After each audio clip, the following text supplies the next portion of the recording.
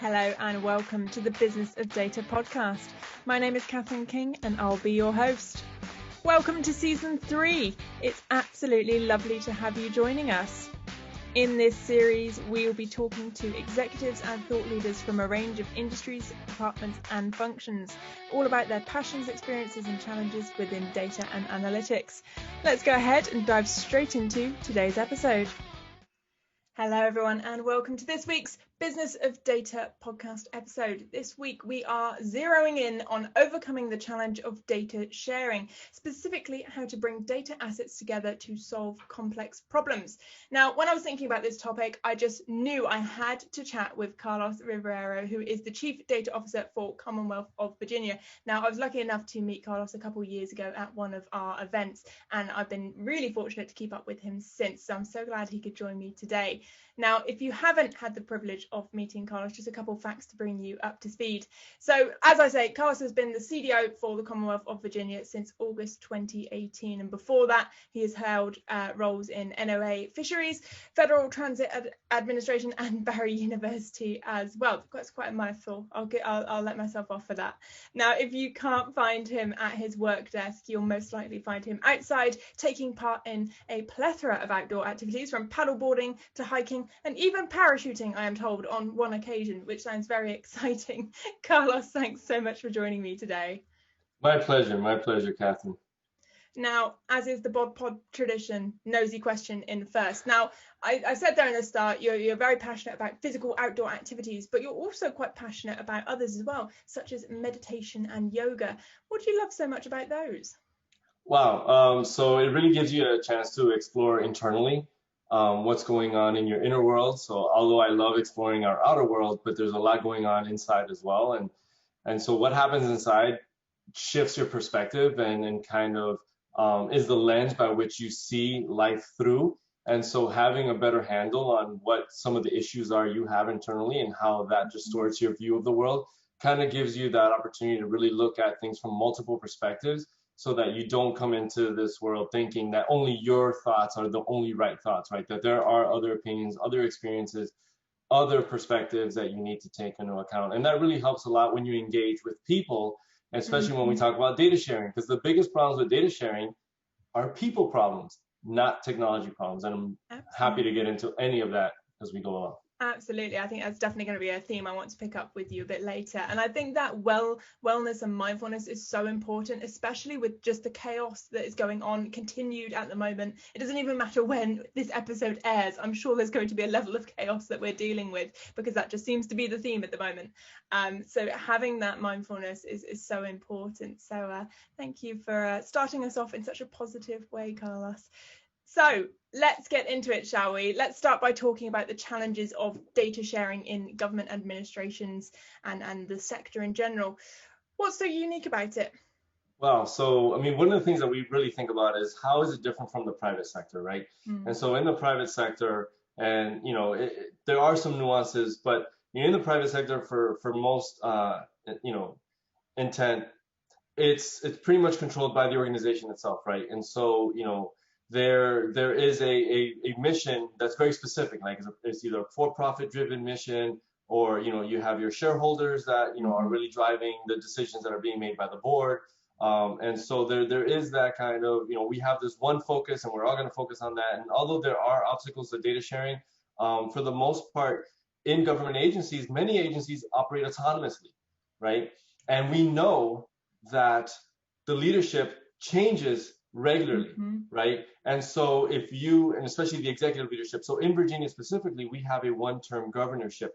So really any governor that comes in really only has 4 years to implement their agenda. After that, everyone knows they're gone, right? They're not going to get reelected because there is no opportunity for that. And so in this type of scenario where you have these different government agencies that are acting somewhat autonomously and have to for the continuity of government services, when you as an executive come in with these new ideas and new mandates, it's very difficult to implement those if you push too hard, right? Because if you push too hard and create a whole lot of chaos within the agencies, then they may sit back and say, this too shall pass, right? And so you have to be very, very tactful in the way that you implement these policies and look at how, those agencies are going to receive these new vision that you have for their operations.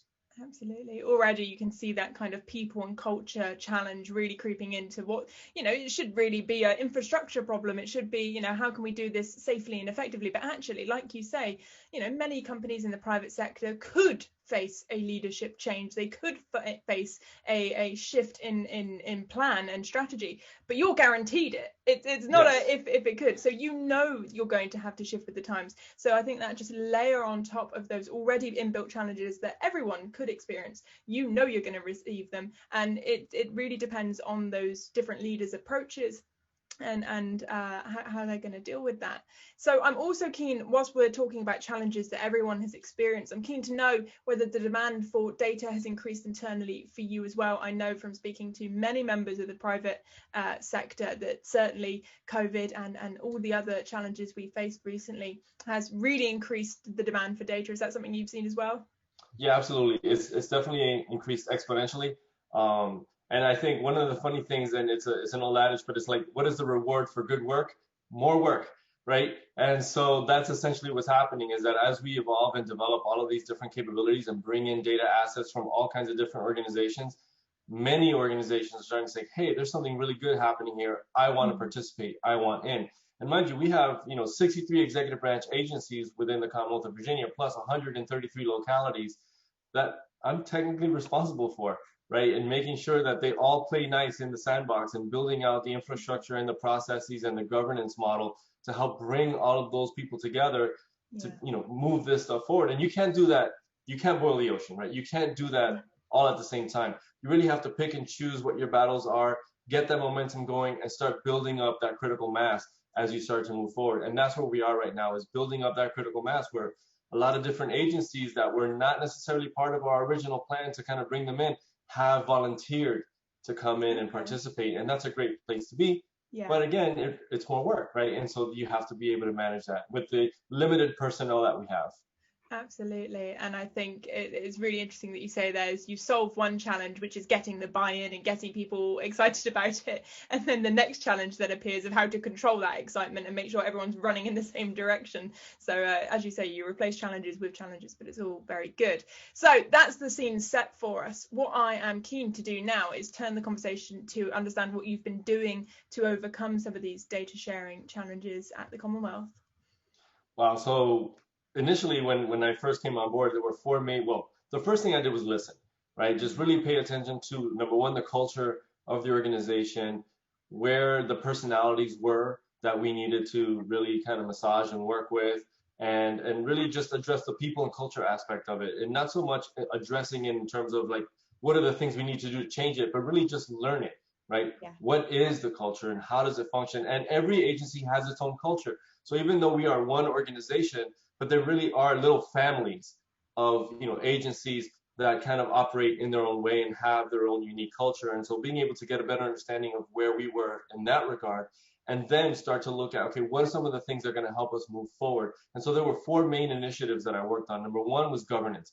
Establish a governance framework that allowed people to participate in the discussion of how we best leverage our data assets. And really, at the end of the day, that's what governance is all about, is engaging participation in the discussion, right? And having that communication established between all the different parties involved in the data evolution, right? In the data management cycle. So you're talking about technical folks at the stewards level, but you're also talking about data owners in the Data Governance Council. You're also talking about executives at the Executive Data Board, executive leadership in each of the different agencies.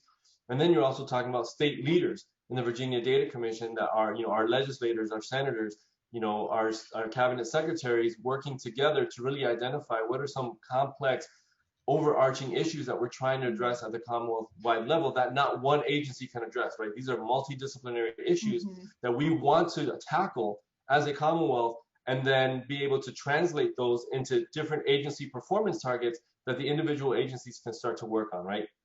So that's the governance model. And then in addition to that, working on data discovery.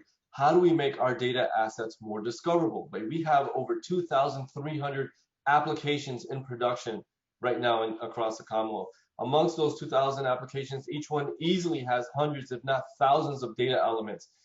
Being able to take information from those different data systems and make them discoverable. Now, that doesn't mean we're going to put everything out there, because there's a lot of stuff in there that may not be relevant to everyone, but at least be able to identify what are the highest value data assets that we want to be able to let everyone know, hey, this is what we have, and let's make a path to how do we get access to it in a wide variety of ways. Then the next thing after that is building out trust, right? We need it. So once we establish relationships and communications, we then have to cultivate trust. And so in the trust model is being able to work with the Office of the Attorney General to create the Commonwealth Data Trust, which is our legal framework for identifying the roles and responsibilities of all of the entities involved in the data sharing relationship. So when you talk about those entities, you're talking about, when you abstract that out, it's the data provider, the data recipient, and the individuals that work for the data recipient that actually have their hands on the keyboard, eyes on the data, working with that restricted use data. And in the middle of all that is the trustee, who brokers, catalyzes that relationship and being able to move that forward. And so that's what the Commonwealth Data Trust is all about, is that legal framework that facilitates confidence and trust in our ability to manage these restricted use sensitive data assets. And then lastly was talent. We really wanted to be able to create a conveyor belt of data talent, starting with our academic institutions. So even coming out of high school into the community colleges, early post-secondary education, we started with the Rural IT Apprenticeship Program, and being able to develop a program where individuals in rural communities can start participating in our data documentation efforts, so they can learn not just about data and data technologies, but about the business of government. So while they're working on documenting our data assets, they're really learning about what are the business processes that the government uses to drive the collection of those data assets. So that's that's a great education in of itself. But then if they decide to go on to a 4-year college or university, they can then participate in the Commonwealth Data Internship Program, which is a program that we have to connect. It's almost like a matchmaking service, if you will, that connects students and faculty at different academic institutions with the tools and the skills with agencies that have problems in data, right? And being able to bring those two together to identify what data problems can we solve with student labor, right? And be able to give students real world professional experience in being able to solve some, complex problems using, technologies that they have access to, and to be able to translate that back to the agency. So that's really what I've been working on for, the past 2 years. And there's a lot of other things that go around into that, but essentially those are the 4 driving forces.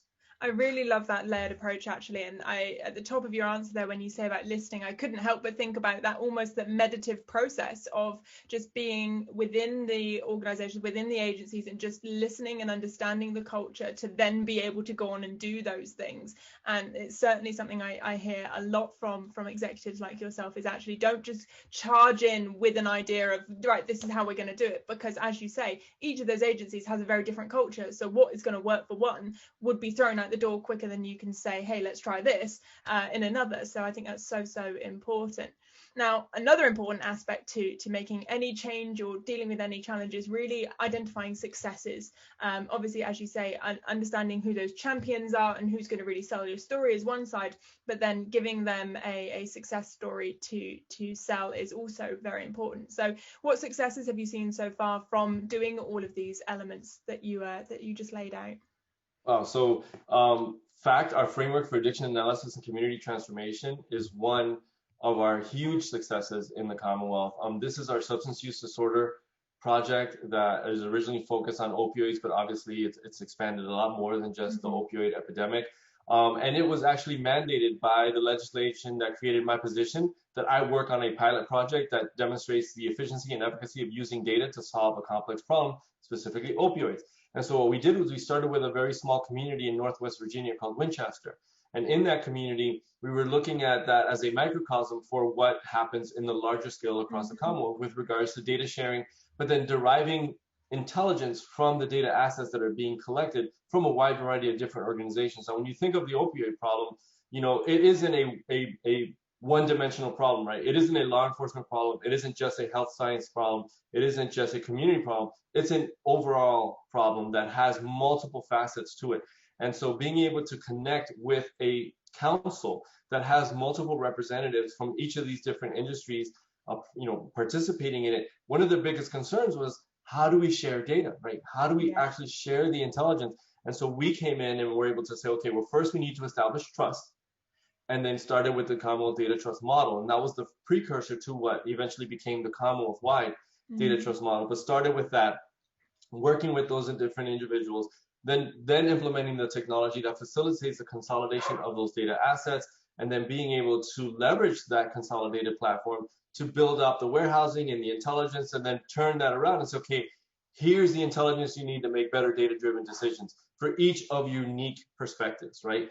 And then at the end of the day, our main focus has always been in that project to empower the individuals to make better decisions, regardless of where they are in that process. And so as a result of that, not only have we expanded out to Roanoke and also the Southwest Virginia area, but we are now expanding out to 4 different regions across the Commonwealth for data onboarding, in addition to 4 additional regions for user onboarding. Because in the past year and a half, we've actually onboarded statewide data assets that are now making intelligence available to the Commonwealth in general. So you no longer have to provide your data as a region into the platform to get value out of it.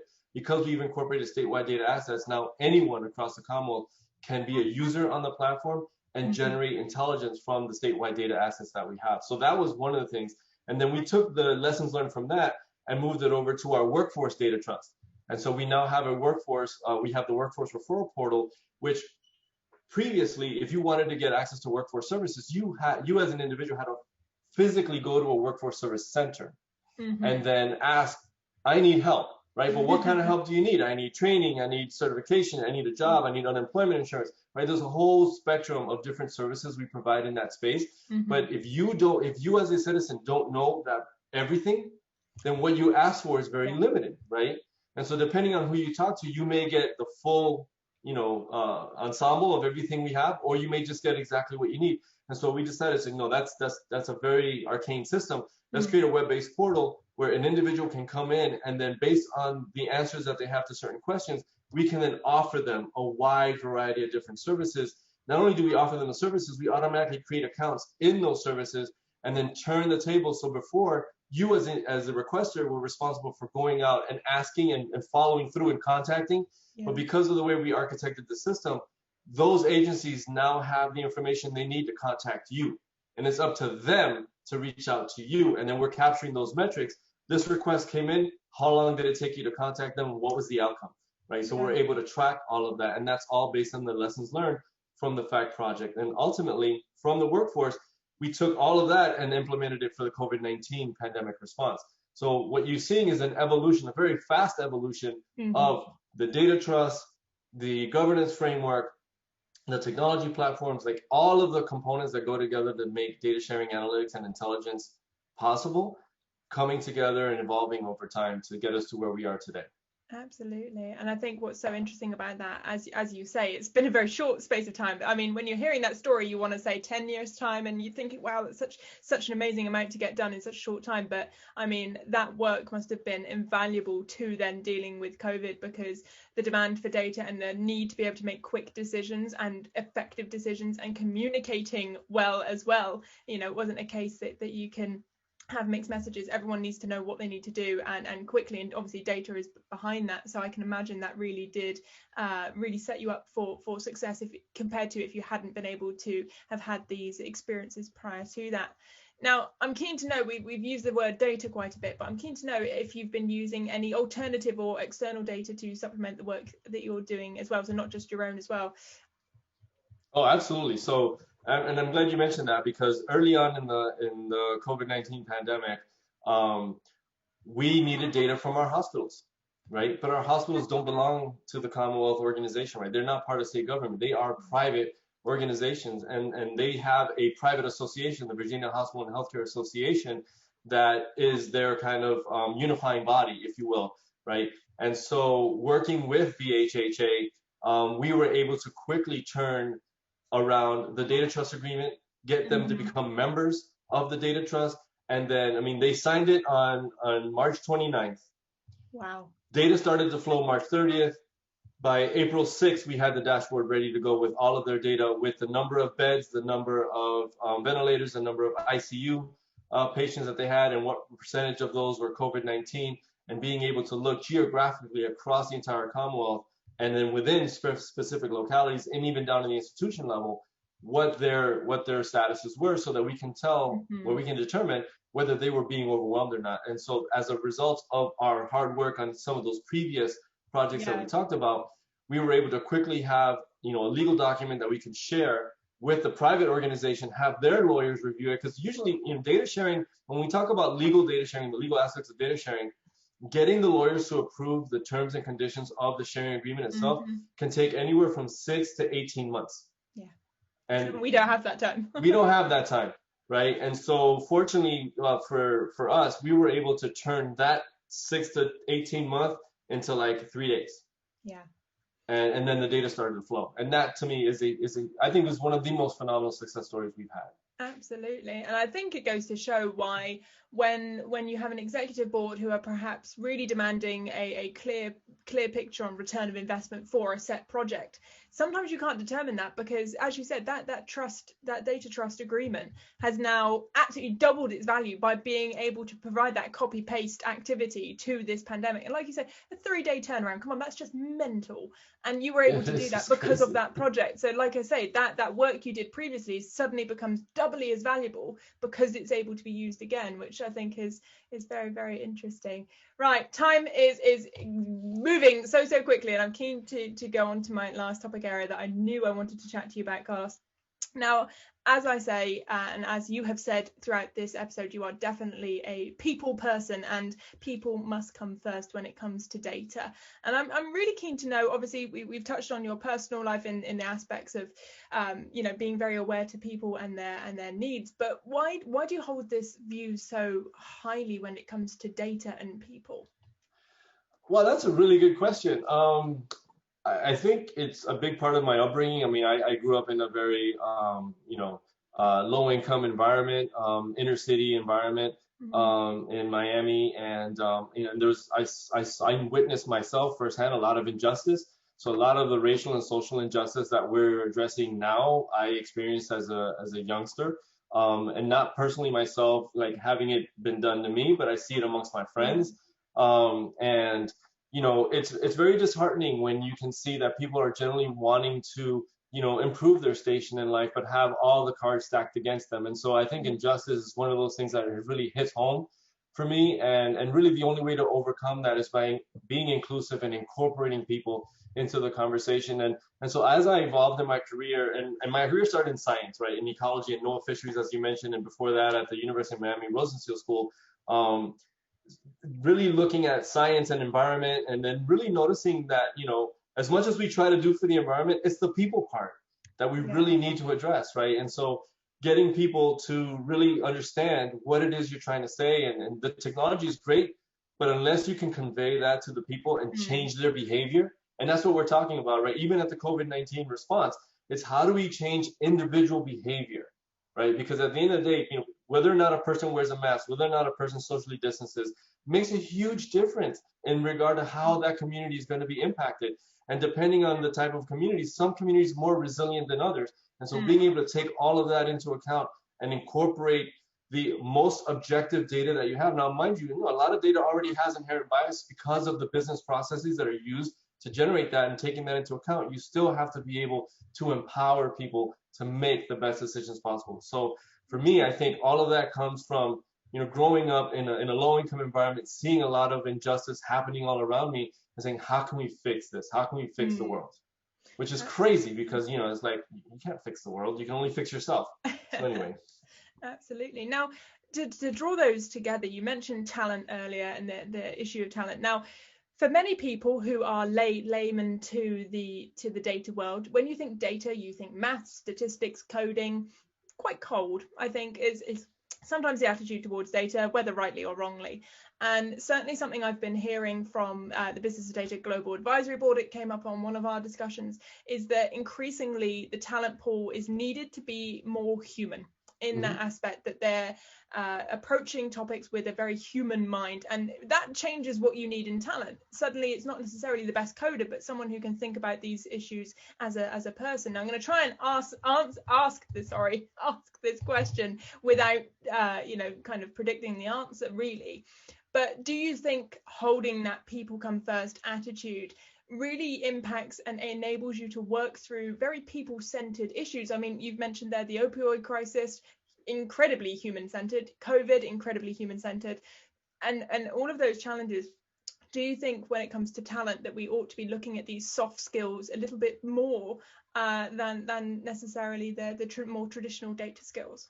Oh, absolutely. I mean, without a doubt. And so I like to boil it down in what I call the data value chain, right? Because I think if you understand the data value chain, you really understand the people part of it a lot better.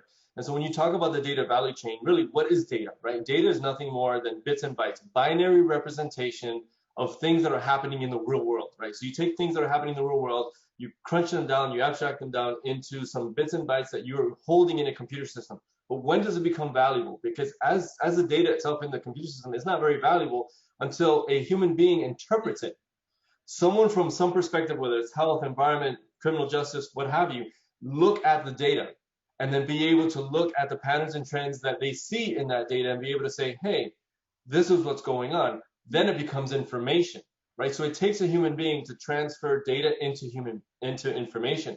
But then what does it become? Knowledge. When you start to understand, when the human beings start to understand what are the mechanisms that are creating the patterns and trends that they're seeing in the information, then it becomes knowledge. Then you have an understanding. The human being has an understanding of what's going on that's creating that data. And then lastly, when does it become intelligence? When you integrate that knowledge into the decision-making framework, that people are now able to make decisions on that information that's being driven by that data, then it becomes intelligence. So you can understand that the data part of it is just one step. There are 3 additional steps: the information, knowledge, intelligence, that are all people-centric. And that's what we need to focus on, is how do we guide that evolution from just bits and bytes of raw binary data into information, knowledge, and intelligence. Absolutely, brilliant. So what is next for innovations for the Commonwealth of Virginia? What are you going to be working on next? Wow, that is huge. So one of the things that we're doing is really building out a lot of these capabilities as services or solutions that we offer to our agencies. We don't want our agencies to have to lift all the infrastructure and all the capabilities on their own. So we're creating a lot of these centralized shared services, especially for intelligence, right? Because a lot of agencies want to be able to build intelligence and intelligence products that help them make better decisions, as we've talked about, but they don't know how to do it. They don't have the infrastructure. They don't have the human resources. Yeah. So what we're doing is we're creating that internally and then making it available to the agency. So we're consulting, we're advising, we're guiding, we're working with them, and then getting them to start becoming more proficient in building those solutions. But then when they built a solution that we can deploy in our production environment, we'll take that on. We have the infrastructure, we manage all that on their behalf, and then make it available. So that's the big thing that now we're working on, is really kind of cranking out those widgets and getting intelligence products delivered to our agencies. Wonderful. So my last question to you, Carlos, before I let you get back to, I'm sure, a very busy day at the office, is if you were going to give a fellow chief data officer just one piece of advice to guide them over the next 12 months, what would it be? Build relationships. Wow, that was probably the snappiest answer we've had. Do you want to add anything else to that? I mean, at the end of the day, that's what it's all about, is cultivating relationships, building up respect and trust with all of those individuals that you are there to serve. And I think that's a big difference, because many agencies feel like, you have the perspective that they need to give you stuff. And in many ways, they need to give you data because that's what you need to do your job. But in the reality, what you're there is to serve them. And I think if you come in with that perspective, that you are there to be of service to those agencies, to help them on their journeys and build that relationship based on that, I think that will help pave the way for a lot more success. Fantastic. As always, Carlos, it's a huge pleasure being able to catch up with you. Thank you so much for joining me today. Thank you so much, Catherine. It's been my pleasure. There we go. We certainly covered a lot in just that one episode. I think government as a vertical sometimes gets a bad rap for being slow-paced or difficult to work within, especially compared to some of the other verticals we get to chat with here on the Bod Pod. I'm thinking financial services and tech, who are able to do things probably much quicker than government. But I think if there's one thing we can take from Carlos's message today, is the journey he's been on and continues to be on, and the amazing work that data analytics is able to achieve in this sector. As always, make sure you are subscribed to the Business of Data platform to be first in line for all of our thoughts leading content as well as our weekly newsletter. And do be sure to follow us on socials as well so that you are notified when we go live, as well as all of the social posts and engaging with fellow thought leaders like yourself. Stay safe, stay well, and we'll see you next time.